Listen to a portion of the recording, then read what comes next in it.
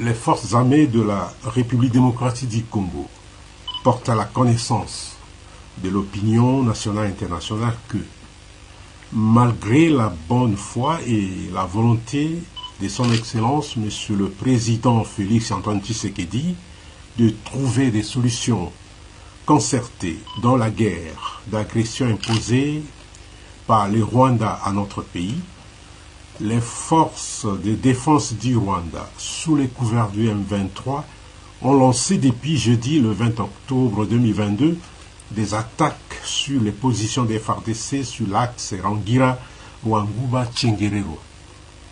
Après avoir essuyé des revers sur cet axe où elles croyaient s'emparer facilement de cet important tronçon routier en vue d'empêcher le ravitaillement des forces loyalistes, une autre offensive a été lancée sur l'axe Kamugenga, où les affrontements se poursuivent. Dans l'ensemble, nos hommes se comportent de manière exemplaire sur le terrain et les forces loyalistes continuent à fixer l'ennemi. La situation est sous leur contrôle dans tous les fronts.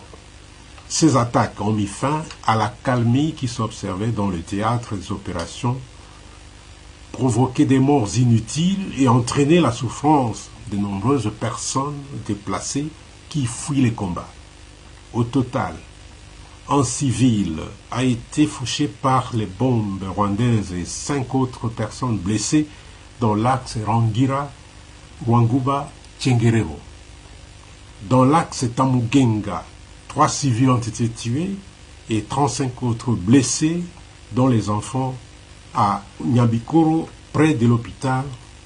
Les forces armées de la République démocratique du Congo rassurent la population de leur détermination de répondre avec vigueur à ces attaques, de défendre l'intégrité de notre territoire et de protéger la population jusqu'au sacrifice suprême.